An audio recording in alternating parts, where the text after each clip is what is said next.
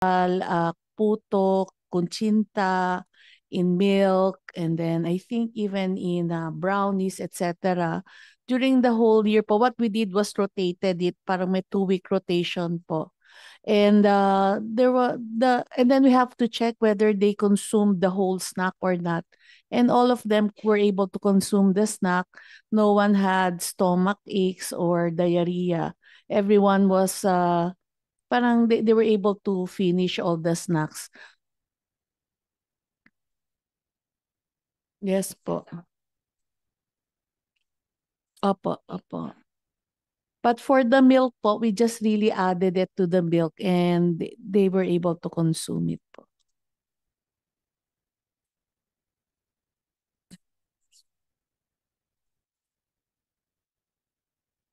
Ah, Pero Senator, this was actually the study that we did na they were able to consume them.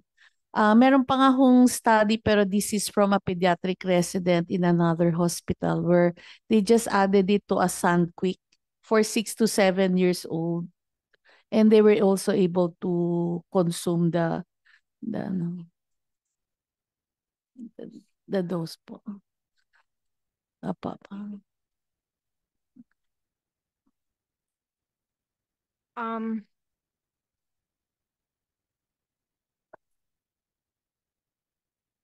so we're still in the same slide. No? And what we would want to do, you asked, Senator Cynthia, you asked me kasi the last time, bakit walang nagtatanim?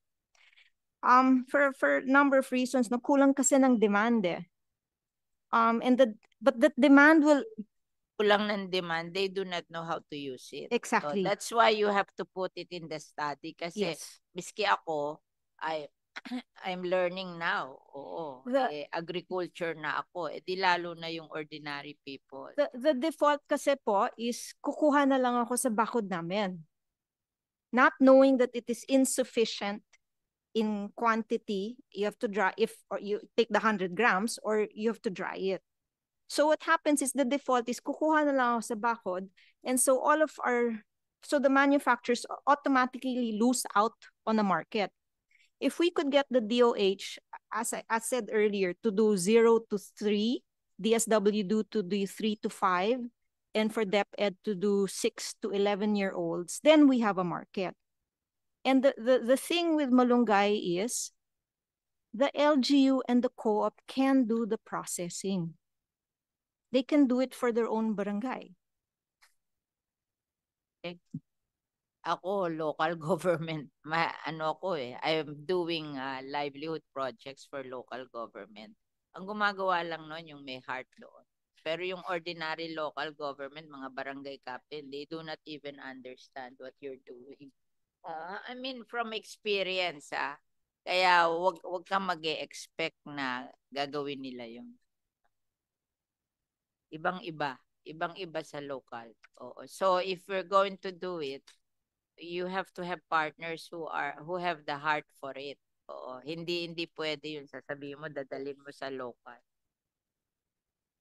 Kami lang yung aming milk na nilagay ko na sa batas. Mandated ang DepEd to buy. Pag hindi pa kami nag-aaway sa Senado, hindi na bilhin eh. May problema sa implementation. So tingin ko ang mas better way is maghanap ka ng mga partners. Every town naman merong mahilig. So, baka yun na lang. Katulad nung tawag dito, La Union, mahilig talaga yung si Ortega, si Peter Ortega sa gano'n. So Oo. Kaya nai-implement yon. Pero pag hindi mahilig, it will not be implemented. That's true. So mas maghanap ka na lang ng mahihilig. Tapos after a while, pag successful, at saka sila gagaya sa'yo. You have to prove the success. Kasi miski yung aming ano tawag dito? Yung aming turning kitchen and garden waste into organic fertilizer. Ultimo yung Bureau of Soil, hindi hilig eh. Sabi, binigyan ko ba naman ng 2 billion budget eh. Wala daw humihingi sa kanila. Paano may hihingi sa'yo? Hindi mo naman sinasabing namimigay ka. Di mula noon, sabi niya walang humihingi sa kanya. Ako na nag-promote lahat na makausap ko local government. Sabi ko, humingi kayo ng ganun kasi maganda. Di ka nabibili ng fertilizer. O di ngayon nahihilo siya sa dami ng humihingi. Di nga niya sinasabing nagbibigay siya kaya walang nahingi sa kanya. So, I'm telling you, that's my experience. So, pinamimigay na, ayaw pa. Yes, You have to find people yes, we who, have luckily, who have the heart for it.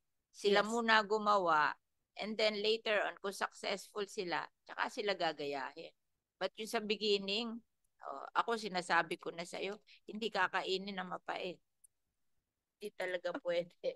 Kaya siguro hindi nagsasucceed sa yung sa ano tawag doon. Kami may contest kami niyang yung gulayan sa paaralan eh. O, nagbibigay ako ng premyo sa magagandang gulayan sa paaralan.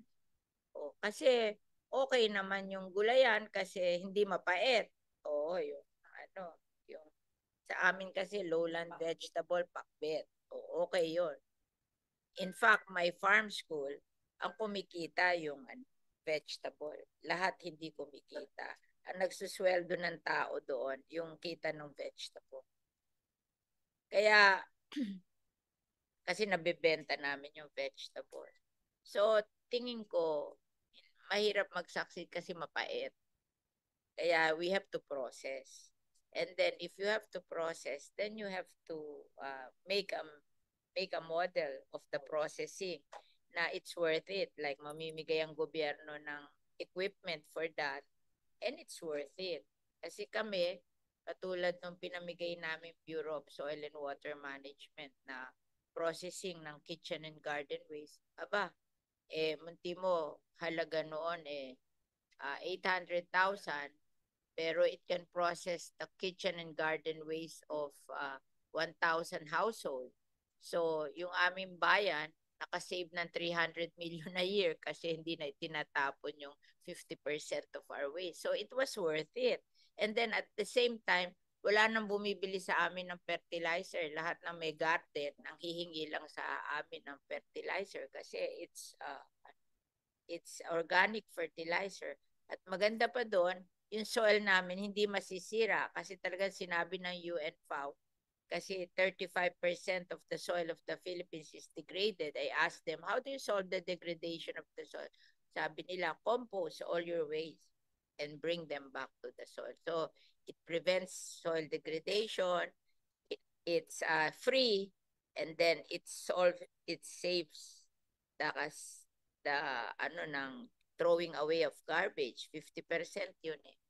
O, di talagang kitang-kita mo yung advantage. We have to show the advantages of Moringa, that it's worth it for us to convince people that we have to do it. So you have to create a model na